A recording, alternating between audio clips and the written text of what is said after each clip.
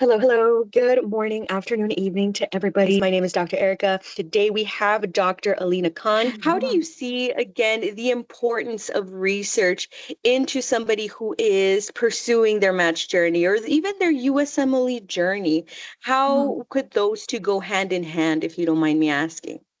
When someone asks me that question, I usually take them back to when they should start. So basically, a couple of years ago, research had no importance whatsoever when it comes to your CV or your matching or anything. But ever since COVID, the the reason that they introduced the importance of research in your CV was not because that they wanted you to have papers and they wanted to be well learned about all of these health conditions out there. No, they wanted researchers so that if something was to befall, something like that, God forbid, so we would have researchers trying to find a way around it. So ever since that, USMLE, generally the math cycle and everything, they have started to take a more holistic approach towards identifying which candidates are the best fit for their programs. Now, your scores don't matter anymore. There are a couple of things. You have US clinical experience, you have research and volunteering, but research is one of the most important because it helps you stand out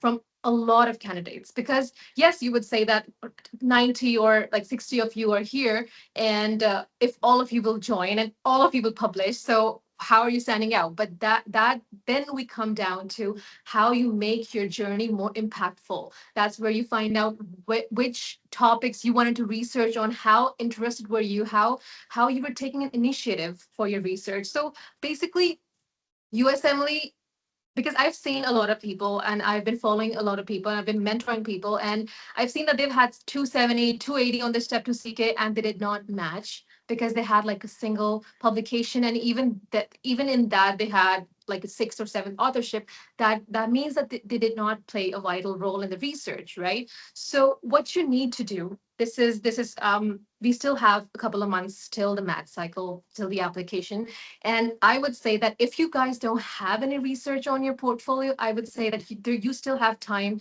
to get at least a narrative review and a meta analysis, both. So that gives you a really, really good game compared to the other candidates. And then you should be prepared to talk about it in the interview. So it's important that you stay active when you join these groups. And I think somebody asked a question that how can we join these groups? So we do have a lot of modules coming up, and we post them on Instagram and LinkedIn and everywhere that you can join these modules. And so this is basically, I think now people are understanding the importance of research, not just for USMLE, even if you're going for PLAB or AMC or all of those, these you need to stand out as a candidate. And when you're a researcher, it doesn't mean that you're good at writing. What the program directors or the people out there are actually trying to see as researchers, that means you have a more logical approach to everything. You analyze things, and that is so important in today's world out there. So that is, I think, something that people miss when they come to research. When I started, I was in my third year of med school, and I used to hate research because I didn't know it. And that's a human nature, right? If you don't know something, you feel intimidated by it, which I did. But when I got a hold of it, I started to do a lot of narrative reviews and meta-analysis. I realized that this becomes kind of like an addiction, that you are learning about all of these things, you're analyzing data. It actually becomes quite interesting. And after that, I noticed that a lot of doors open that I could not even imagine. Okay, so this position could exist, I could work as that. So that is basically something, even if you're not, if God forbid you don't match in the first cycle, you have so many routes to go. You could join as a research fellow, and which we would talk about as we go on in the session. But yeah, basically this is what I wanted to convey here. Got it, got it. No, and again, I do appreciate just really all the information. This is quite a loaded a Yeah. loaded piece of information that you've shared with us. And again, I think it's really interesting that you mentioned the importance. I know the importance of research now going into or excuse me, going into the match cycle. I think it's very important to just really distinguish, first of all, that Mhm. yes, scores are still very much important as they are Definitely. filters, Yeah. as they are filters in that initial filtering process. But Yeah. ultimately, like you said, once you come down to the last two students that you have to distinguish Exactly. between, you have two students with the exact Mhm. same scores, the exact same USMLE scores, the exact same GPA, and so Exactly. forth. Are you going to choose the person who got the high scores Yeah. only and is Mhm. not a well-rounded individual, or if you are going to choose for the other one who might have been close, perhaps did not get Exactly. the highest score, but very much got competitive scores, competitive enough to get the interview, but they also have research. Again, I think it's really important to really be cognizant of that. And I do appreciate that you point that out, Dr. Khan. Again, the importance of research once you are in the application process, once you are at that level Yeah. of your match process. Again, it really could come down to being the distinguishing factor between two different applicants. So, Yeah. again, that's something very important to note. And another thing that you mentioned, I know you mentioned that individuals are still very much in time to begin developing that Exactly. portfolio, or in the instance that Mhm. they are that Yeah. student that they're going to be choosing between. I Exactly. know you mentioned a couple of different study types. I know you mentioned Yes. meta-analysis. I know you mentioned narrative reviews and so forth. Mhm. For individuals who are not experienced in the different study types, again, I know even those who do have research experience might have been there at some point, but you don't mind just kind of walking us through really quick the different study types that somebody could include into their academic profile? I know you mentioned meta-analysis, narrative. What are the ones that could be best suited for somebody who wants to enhance their academic profile? I'm really eager to know more about that as well, if you don't mind me asking, Dr. Khan. Sure. Sure. Sure. So I always bring these questions back to me because if I'm telling people, they'll be like, okay, so she's giving a lecture, right? But so my first project that I ever got published was a meta analysis as the first author. So I learned something from a workshop that I attended, and I learned all of the steps and everything, and then I went ahead with it. So, really, if I were to still go ahead and tell someone, give someone an advice on where to start, I would say that start with the narrative review. So we have a lot of designs, right? So the we have primary research and we have secondary researches. We can't do primary researches because that's lab oriented and the principal investigators and subjects and patients. So, but what we can do as researchers is go for the secondary ones. And there we have the narrative reviews, the literature reviews, the editorials, the systematic reviews, meta analysis. So these are basically the best ones that you could have on your CV. And apart from that, if you're really talking about something that is most impactful and top tier research, that is meta analysis. Hands down, that is the most impactful research that you would ever have, and you will see that people will be trying to make up conversations about that okay, so you did meta-analysis, what was your role in it, what did you analyze? And it's very intriguing to people. I remember when I was doing my meta-analysis and I completed it and I published it, I talked to an attending and I told him, he wasn't attending for like 30, 40 years, right? And general surgeon. And I told him that I had done meta-analysis. And he was like, you have done meta-analysis? Really? You know how to do that? So it's really something very different. You know, it makes you stand out as a candidate. And here at IMG Helping Hands, we have narrative review groups and we have meta-analysis, all sorts of groups. You guys can join any of those. But for starters, I would say that start with narrative review because it is something that where you're basically you're choosing a topic, right, whatever niche you want to target, whether it's cardiology or gastro, whatever. So you choose a niche of medicine and then you decide a topic you want to talk about. Make sure it's a little bit novel because if it's already published you don't really have a chance, but it's just pick up a topic and then treat it as a book chapter or like a creative writing essay that we used to do in high school, and then you decide further subheadings and headings and you define it further. So it's basically just writing by compiling all of the information that is already published out there. So you take information from all of these studies that are already been published for years, for 10 years, 20 years, and whatever you feel right, you just systematically group it all together. You give it a fancy wording, and you write it into a narrative review. So that is the one that I always suggest people to begin with, because meta-analysis can be confusing at first if you're just starting right ahead. So just, yeah, go for narrative reviews. And then after that, I've seen some mentees, because I have been mentoring a lot of groups right now with IMG Helping Hands, and I've seen similar faces in narrative reviews. And the next round, they're in the meta-analysis group, and then I'm like, okay, you were there in narrative review.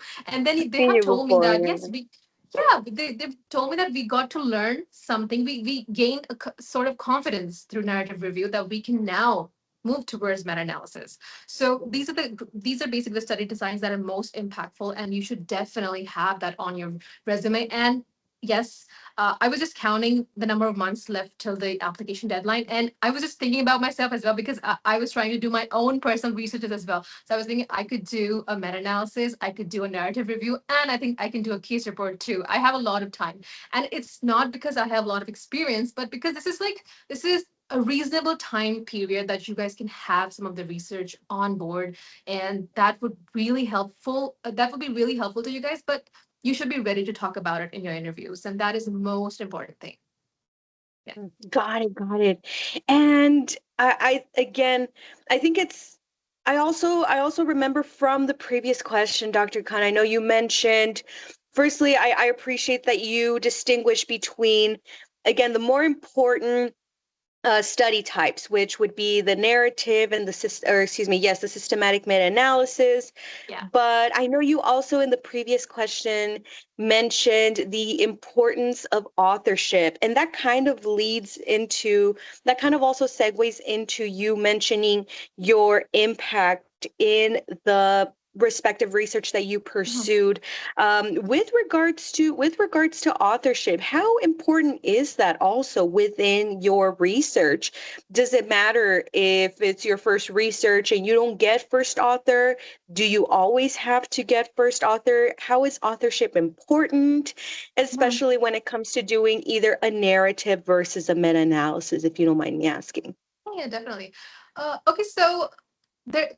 Okay, so the truth about it is that we can only have a first author, right? Not everybody could be a first author, but that also comes down to, you should be ready to talk about it. So even if you're like fifth author and somebody asks you a question about the paper you got published, if you know everything about it from the start till the end, you know everything that went down, the literature search, the analysis, the writing, the interpretation of the results, everything, you know that completely masks the fact that you were a fifth author. That does not matter, because I have been like a last author for some of my research, because I was mentoring people, but I was also actively participating in like major writing tasks. But I took the last authorship because I was mentoring people. So that doesn't mean that I didn't know anything and this is not an impactful research. I will be talking about those. I know that, because if somebody asks me a question, I will know every single thing about it. So, yes, if you have a group of 12 members and 13 members, not everybody could be a first, second, third author, right?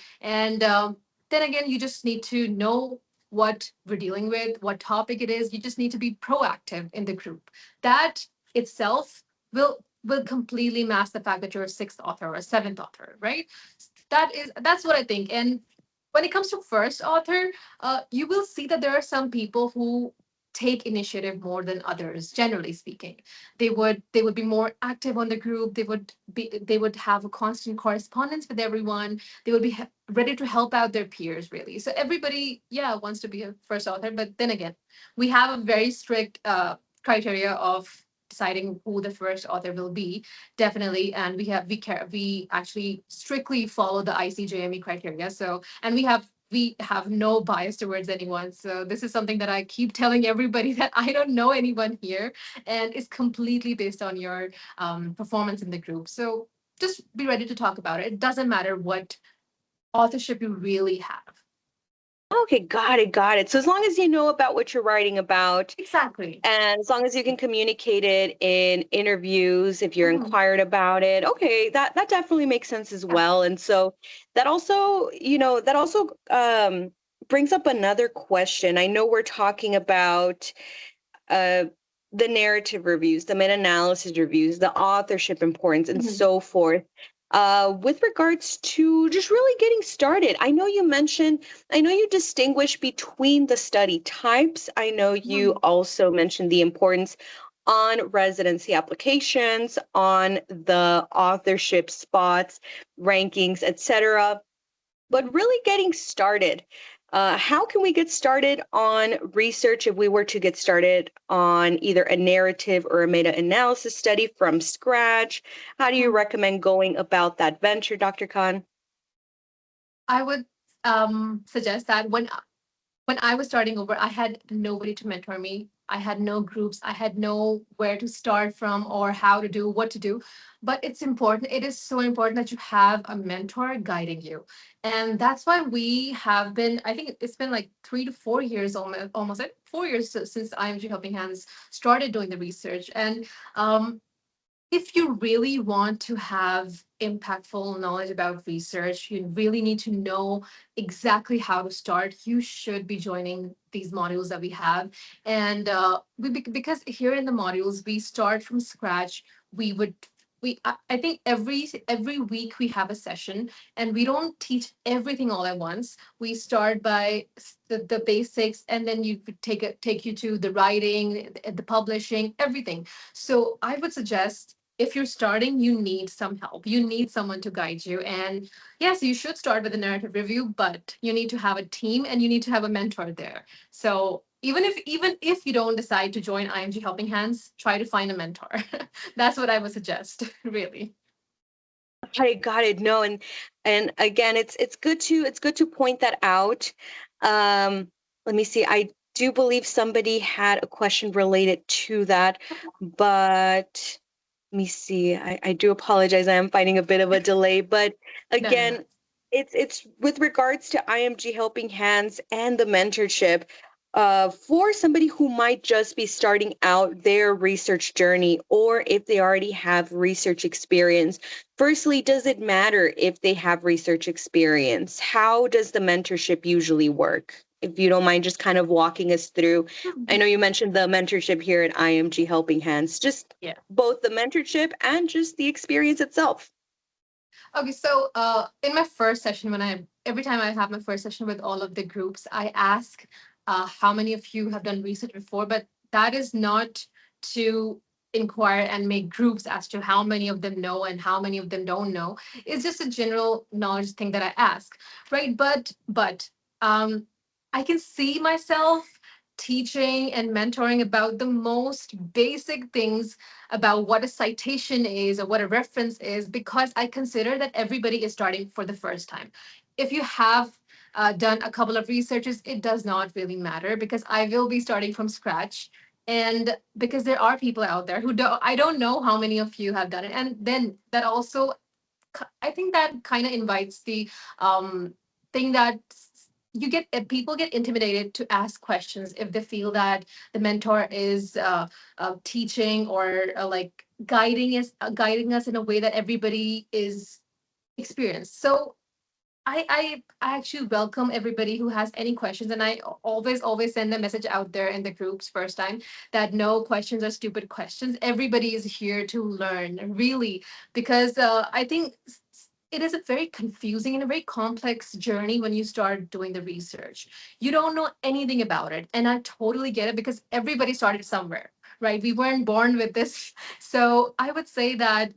Especially at IMG Helping Hands, I have what I basically do is that, and most of the mentors do at IMG Helping Hands, is that we join Zoom meetings or team meetings with the mentees who are confused in any step of the way, and then we guide them through what to do. So what I do is I would ask them to share their screen, and then I would ask them, what do you think is the next step? So whatever there is, then I would guide them then whether they should do that or not. So this is basically just me telling them that you need to be more proactive, and this is what we do at IMG Helping Hands. We're not just giving you a lecture, we're helping you write it on your own. We're giving you the chance to fly on your own, right? Which is so important in research, because I know that you need to be in the field. You need to be doing it on your own to learn. So you really don't need to have any prior experience for starting a research mentoring group with us, because we will be taking everybody as a newbie, completely amateurs. We will not be taking you as a PhD or a master's or a research scientist. So don't worry about that. If that, I think I did I answer the question? Yeah, yeah. Again, just really what the mentorship is like in IMG Helping Hands, walking us through it. Because, okay, so here, yeah, so I was looking for the questions. I do apologize that there was a bit of a delay on the chat on my end, but it was a really pressing question that I wanted to highlight on. Again, I am seeing here individuals, for example, Sanjay is asking with regards to mentorship in IMG Helping Hands or just Mhm. generally overall. I know you highlighted on the importance of finding mentorship if you are pursuing research for the first time. But I mean, I remember even myself when I was pursuing research for the first time, just finding, like you said, when it's a new venture, it can be Yeah. intimidating. Mhm. It can Yeah. be maybe even difficult because you cannot distinguish what an appropriate mentor is Absolutely. like or what they should be like. And Mhm. so again, their question here is just how can you go about finding that right mentor? How can you go about finding good research groups and any guidance so that they can learn the systematic reviews, the meta analysis the right way? So, again, I do believe that touches up on the mentorship aspect that you mentioned. But again, Yeah. either from IMG Helping Hands or from a more general perspective, Dr. Khan, being that you've been on both ends, how can somebody go about doing that? Finding a trustworthy mentor, how to avoid any exploitations of Mhm. potential mentees. Again, I think that's something very important to look out Yeah. for, especially when you're starting out your research journey. Yeah, yeah. No, I get that. So what I do as a, and I think everybody, most of the research mentors at IMG Helping Hands, we so for starters, we have like 1 to 2 session every week, and we have modules that are they're lasting like 9 weeks or 8 weeks. So you see, if you're meeting every week or twice a week, you start to know people better, and that is basically how you earn I think that that is kind of where you earn a relationship with your mentor, and where you what you need to recognize or identify in the perfect mentor is, are they answering all of your questions, even the weird ones, even the completely trivial ones? You need to know that. And I have seen myself answering questions like, are we following the UK English writing style or the American? And I don't see myself getting annoyed by that. Like, what? No, I don't see myself doing that, because this is something that is completely new to everybody. So that is what we do at IMG Helping Hands, or what you should be looking for in a mentor. That if they're answering all of your questions, they are actually helping you through it, and you see yourself at the end of the tunnel, and you see that you have achieved something there that helps you decide which mentor was better or not. Because when I finally got hold of some of the mentors through LinkedIn, surfing, and all of that, and just spamming everybody on LinkedIn. So the people who I met, I saw how they were ready to answer my questions 24/7, and that's how we are really. Yes, we do have busy schedules, definitely, but we have this policy to answer all of the questions before the 24-hour clock. If somebody has a question on the group, we will definitely be reaching out to you, and that is basically how we outline the objectives for our module, our research modules. So we start with the basic. We talk about just what research is, how many study designs are out there, what this study design really is, not everything all at once. That this is just an introduction. Then we move on to how to write it, where to find the data from, how to, if so, for instance, you have an article out there, you how to take that, how to paraphrase it, how to use it for your own paper. So we teach everything. And then we also help you guys understand whether you have whatever you have added or whatever you've written, if whether or not this is important to or relevant to the research or not. So we are constantly editing, reviewing, and suggesting. So I think that is something very important. You need to have someone who's always there, completely throughout your journey. And that is what we do at IMG Helping Hands. And I have worked in other organizations too. And to be very honest, and no, it was not like this. We here in IMG Helping Hands, we're supposed to be with you throughout the process, even after you've published. It is important that we keep giving you updates, that now it's with the journal, now it's with the editor, now it's with the reviewer, now it's getting into publication, all of those things. So I think if the mentor keeps you in the loop, if they answer all of your trivial, your whatever questions you feel, and if they help you publish a paper that is impactful, that is important to you, that is, I think, that the perfect mentorship experience. That is how I define perfect mentorship experience, because I did get a lot of publications through the mentors that I found and who were always available to help me out. I have done like I think I've completed some of the groups with IMG Helping Hands, and some of the mentees have reached out to me other than the IMG Helping Hands, and they have asked questions about their personal researches and on my private. And I think this is something that I'm not like entitled to ask to answer those questions, because I mean they're not in the group anymore, it's published and everything, but I do. And this is what every mentor in IMG Helping Hands really do. They stick with you, they take you as your own family. We become a family here, so we have constant correspondence. And I ask for updates every 3 to 4 days, and that I think that is very important, because you need to know if everybody's going in the right direction. So sometimes they're not. So I just fix the direction a little bit. Okay, now you need to change it. Now go back on track. Now you have come astray a little bit from the track. Go back to track. Okay, so this is something that you need a constant correspondence and a very very proactive mentor, and which I think IMG Helping Hands, because we have training sessions before we start having groups. So this is what we're asked to do here, that you need to be present throughout this journey. And that's pretty much it. Yeah. I hope I answered So that question. yes, yes, no, and again, it's a very important topic to address. And Yeah. again, more than proactive, the mentor is present, and I do appreciate that Exactly. you highlight on that, Dr. Khan. Again, because as individuals mentioned, we just want to ensure that if people are pursuing a research venture, regardless of the timeline, again, we want to ensure that they are under the correct mentorship. And so i Exactly. will be i will be sharing the link to our research community. There is a WhatsApp chat where you can join the research community. That way, as Dr. Khan mentioned, if you would like to pursue research, get started on your research journey, you can join and just go from there. I do know, for example, there are other research organizations perhaps that may not have you write the research itself. They already have it prepared for you. They are essentially just charging you to have your name on the paper. Would that Mhm. be, how different is that from the experience here at IMG Helping Hands? Is that the same, different? What are your thoughts on that, Dr. Khan? So I believe in academic honesty. So I would be the last person, and this is very strict about this organization, that you're not supposed to write for the mentees. You need to help them write it.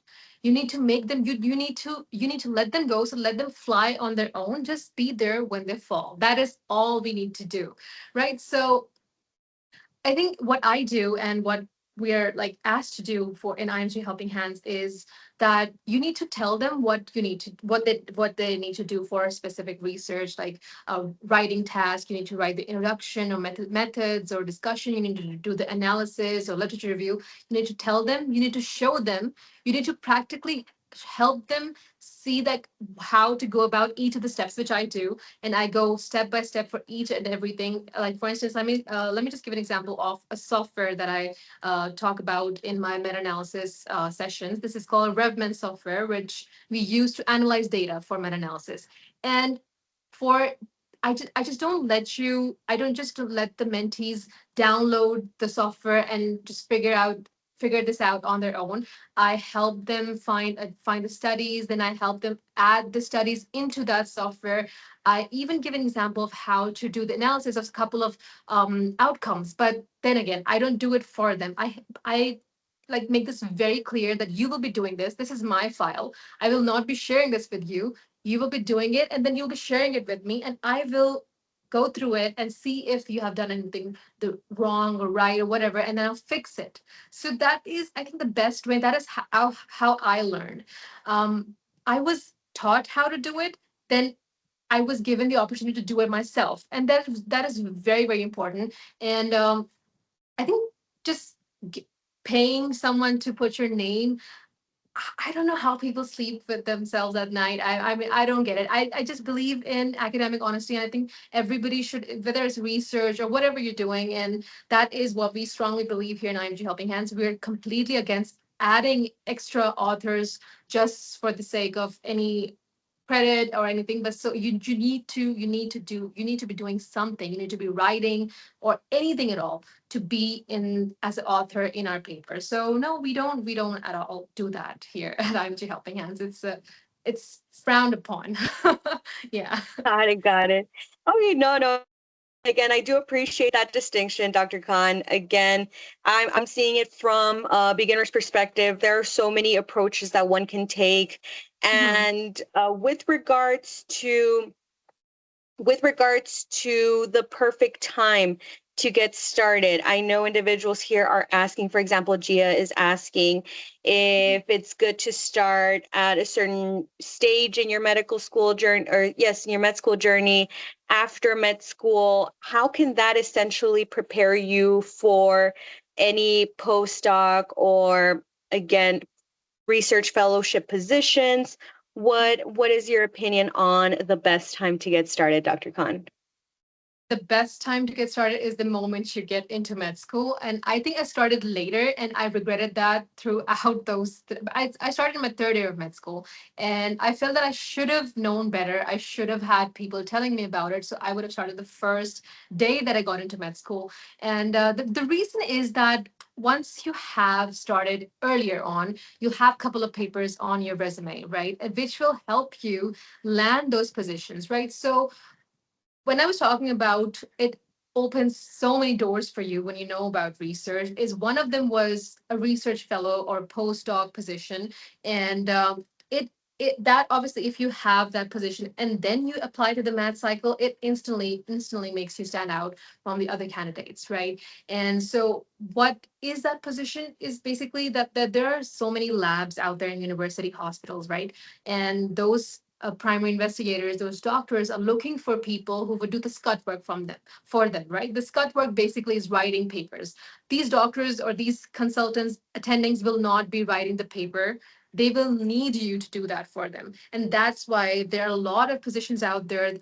There are so many positions at University of Kentucky, there Harvard, Yale. They're also Stanford. All of these have, if you go through their pages, if you pick a specific department and you see the labs, specific labs with the doctor's name on it, so you can send emails out to them and you can send your resume with at least 2 to 3 papers on them, and that will actually let them know, okay, so this candidate might be fit for the scut work that they want you to be doing, writing papers for them, right? And that obviously that will open so many doors for you because it's the perfect opportunity for networking.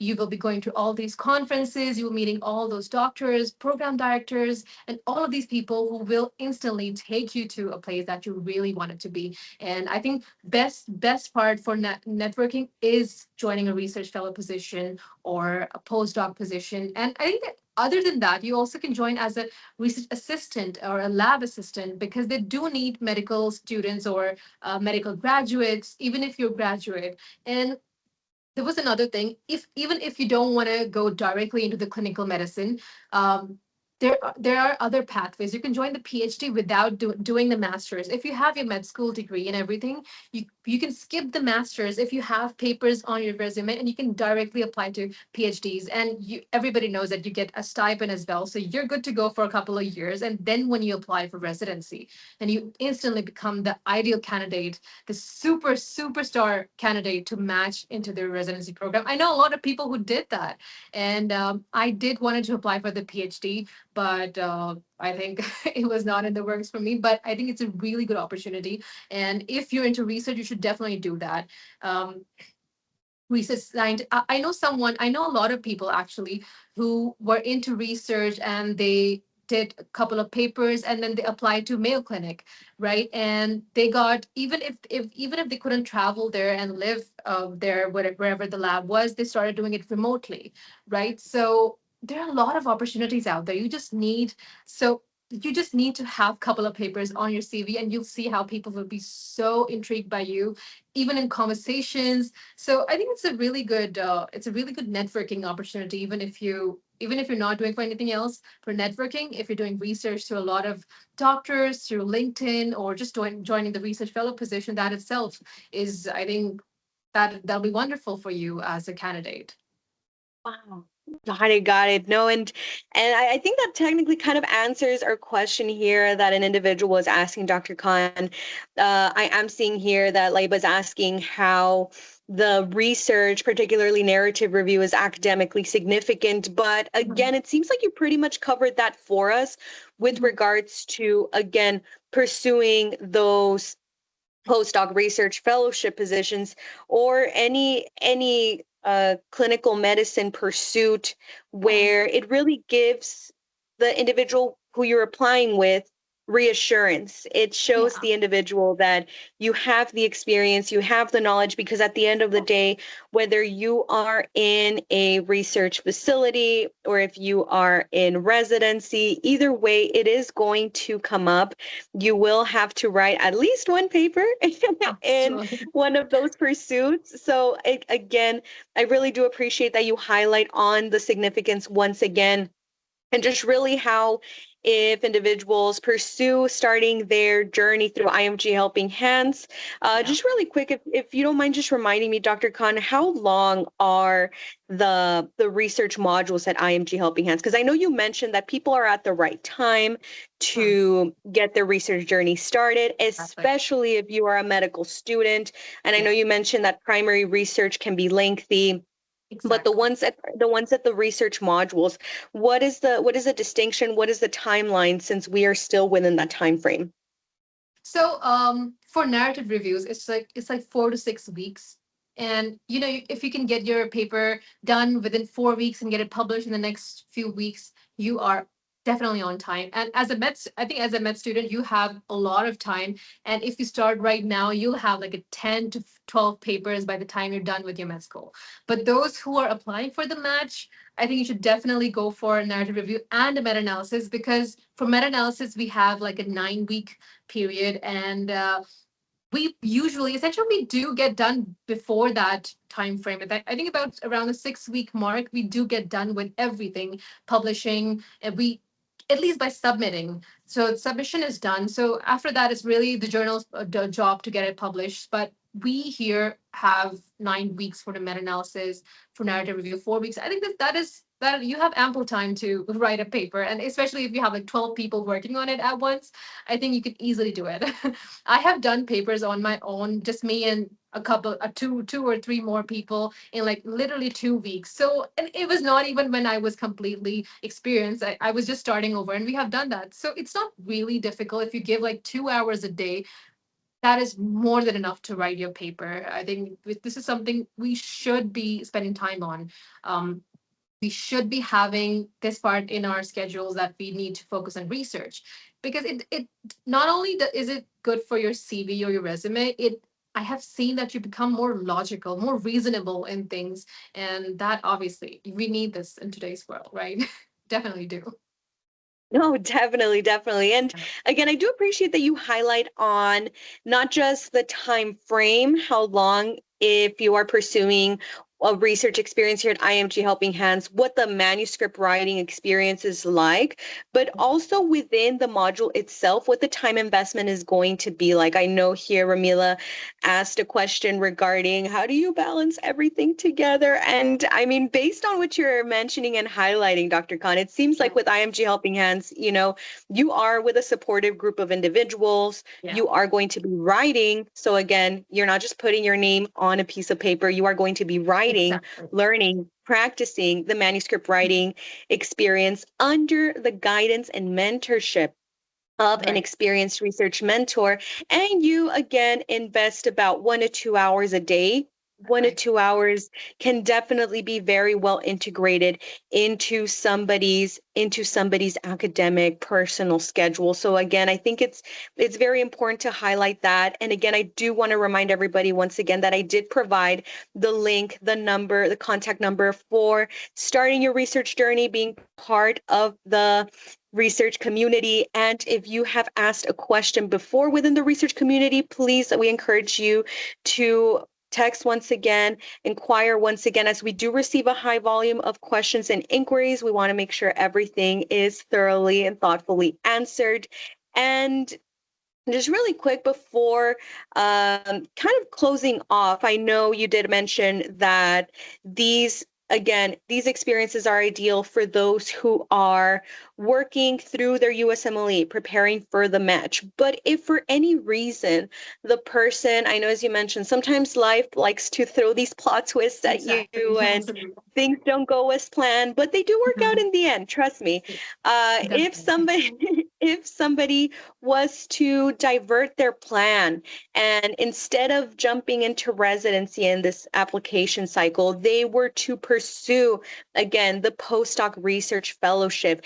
How do you recommend that somebody goes about finding US based institutions, how to find those research fellowship positions? I know that there is an individual here who also inquired, do you cold call, cold email? Yes. Okay. See, so Nathania did inquire about that as well. Do you just cold call, cold email? Is there any way that you recommend finding these postdoc research pursuits? What are your recommendations and indications on that, Dr. Khan? Right. So I think the best way to do is that you need to find out the university centers or research centers that actually have a high volume of research coming up every year. You can easily find that on Google or whatever you prefer. And once you do that, you pick out that university or that hospital, whatever. You go to their website. You pick out whichever department you want to focus on, and then they always have labs over there. Like the lab usually they're named after the primary investigator, so you can find those. You can find their email, and the most important thing is you find out the last three papers that got published, right? That specific primary investigator, and you read a little bit about it, and you discuss that in your email. After telling them all about who you are, you discuss that a little bit. That I read your paper and it was quite impactful, discussing this and that. So just very briefly. So I think that is the best way you can do about it. And yes, you will have to do cold emailing. I think about 100 or like 50 to 100 definitely, and but it does work out. I've seen people work. I've seen so many people that who have gotten a research fellow position through cold emailing. But the best way is to find out through their university websites, but you can also do that through LinkedIn. If you see, if you have a lot of connections on LinkedIn, you can see that there are people who are research fellows, and you need to keep an eye out on who is matching. So if somebody's matching, and especially during the match cycle, or like the October to March period, a lot of people are giving up their positions. So you need to be very, very proactive in that period. You need to start emailing because the primary investigators will be needing people to do their scut work for them, right? That's where you come in. And you need to be very, very vigilant as to which labs out there are looking for research fellows. And sometimes they don't even mention that. So you just randomly email them, the labs especially. They will be needing any extra set of hands that they could get their hands on, even if it's not paid. Sometimes it's paid, sometimes it's not paid. It really depends on how your luck is going, really. But even if it's unpaid, I think most sometimes it does work out, and within a year you start getting paid, or within a 6 month period, the prime investigator or the PI, they do decide to start paying you for the research that you're doing for them. And then again, I know so many people who had no experience with research, right? And they just wrote 2 to 3 papers and they applied and they started working as a research fellow. So what you really need to do, you do not need to have a PhD to be working as a research fellow. You can have just basic knowledge of research and you're good to go. But definitely go for the university hospitals and do check out if they do have research centers, if they have labs, if they have doctors who are actually actively involved, if they have like recent papers, 2026, 2025, 2024, that means that they're actively involved in research. You really need to do a very thorough, I think, very rigorous research about these people, and you can easily find them. But then again, it does come down to cold emailing. Definitely, cold emailing is the way to go about it. Got it, got it. So that in itself sounds like it is a bit of a journey too, but as you mentioned, going through Google. So again, really what I'm understanding here is going through Google, going through LinkedIn, and if there is a facility that you have in mind that you would like to be part of, Mhm. going through the institutional websites and seeing the facilities, if they have done research previously, what are either the recent publications, Yeah. which could possibly enable somebody to be part of their research group, of their of their postdoc fellowship groups, or whether they would like to volunteer, etc. Because I do believe I saw a question regarding voluntary research. They could also take part in that if it is inquired upon. But also, if they are doing it with the intention to eventually match, seeing if and when and where these Yes. individuals match if they pursue research within those organizations. So I think it's excellent to have that game plan ready as well. Mm. And I think it's also good to remind everybody that once you are coming in with those proposals to take part in somebody's research group, again, having that reassurance of a prior research portfolio, as Dr. Yeah. Khan mentioned, the Mhm. modules take anywhere between 4 to 6 weeks, 6 to 8 weeks to complete, and that can give you the appropriate reassurance for when you go and present yourself to a postdoc fellowship position. You can let them know, this is my name. When you are cold emailing them, hello, this is my name. And as Dr. Khan mentioned, I am interested in so and so research because I want to pursue this, that, or the other. These are my goals. Again, making sure that they align with the postdoc fellowship group. And then you can back it up with, if they have, let's say, a cardiology research group, I have also done cardiology research in the past as well. And then you can show the profile, the portfolio that you have developed here through IMG Helping Hands. I think that is a pretty good way, again, a pretty good game plan for people who are starting the research journey and integrating it into either their match application or postdoc fellowship Um, applications. And I do believe I also saw another important question with regards to publication in IMG Helping Hands.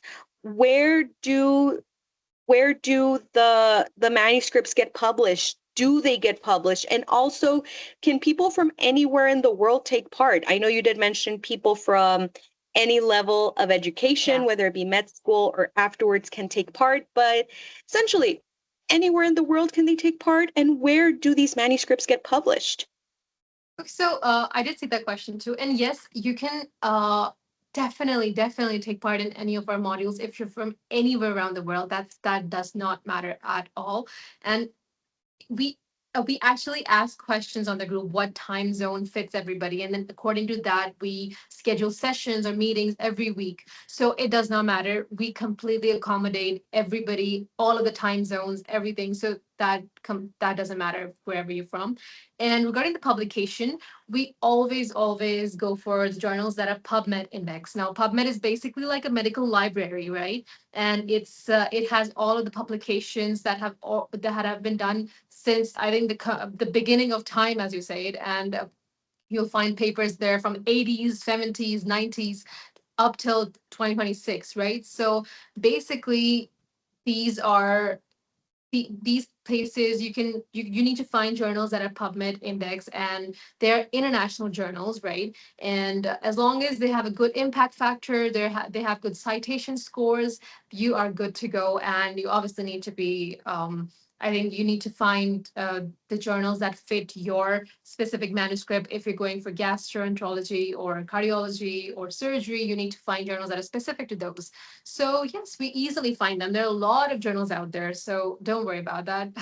Finding a journal is usually the task of the mentor, and we do have a long list of journals, and that also comes down to something that yes, your paper might be rejected a couple of times, but that does not mean that it will never be accepted, because I have never had I have like 20 plus researches, and I have never had a paper that was accepted the first time around. So this is like a very common misconception that if your paper is getting rejected the first time around, you are done for. No, that is not how it happens. This is an entire process, and we always target journals that are appropriate for your paper. So don't worry about the journals. They're good journals, and they're internationally recognized journals. And I think I saw someone ask the question that do we consider machine based learning or something like that in the module? So I did actually mentor a group, and I have sent the paper out for publication. That was MBIs for neurosurgery, machine based interfaces. So yes, we do integrate AI and machine based learning with medicine, and we do have modules for those. You can choose that if you want to. So yeah, that I think I did answer some of the questions. Got it, got it. No, perfect. Thank you so much, Dr. Khan.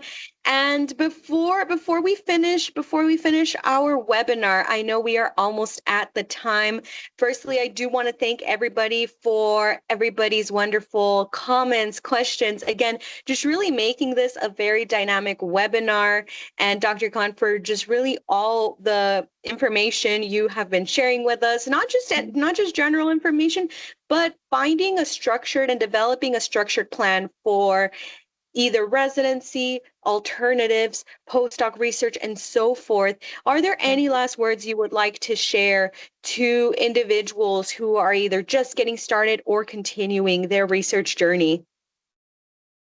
I think the first thing I want to say is that don't get overwhelmed with it. Initially, you will find it quite overwhelming, but it will get easier, and it will take you places that you never imagined. It'll open so many doors for you.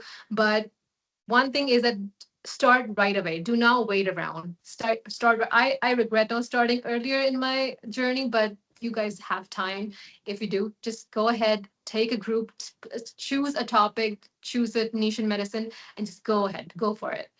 You figure out as you go along. Don't worry about it. I don't know. Thank you so much once again, Dr. Khan, again, Thank you for so all the much. information that you shared with us. Thank you so much for your time. And thank you, everybody, once again, for your wonderful questions, comments, everything. This conversation that not only you and I had, but that we all had together. So, Yeah. once again, I do want to remind everybody about the research community that we shared. Please be sure to join it. I will be going through all the requests and approving everybody shortly. Don't forget to continue the conversation through WhatsApp. We're more than happy to help you with any questions that you have. And as always, if there's any other question, comment, concern, you're more than welcome to get in touch with us. We're always happy to support you in your educational journey. But without further ado, before we conclude our webinar for today. Again, I just want to thank everybody. Don't forget to follow us on Instagram, on socials, to be up to date on everything that's up and coming with IMG Helping Hands, all of the opportunities, all the guidances and game plans that we've been coming up with, such as today. And don't forget to stay connected. And with that, I hope everybody continues having a wonderful day, afternoon, evening, and we will see you on the next one. Thank you so much, guys. Bye-bye. Thank Thank you, you so much, Erica. Dr. Khan. Have a Bye-bye. great day. Bye, Thank you everybody. so much. You as well. Bye-bye.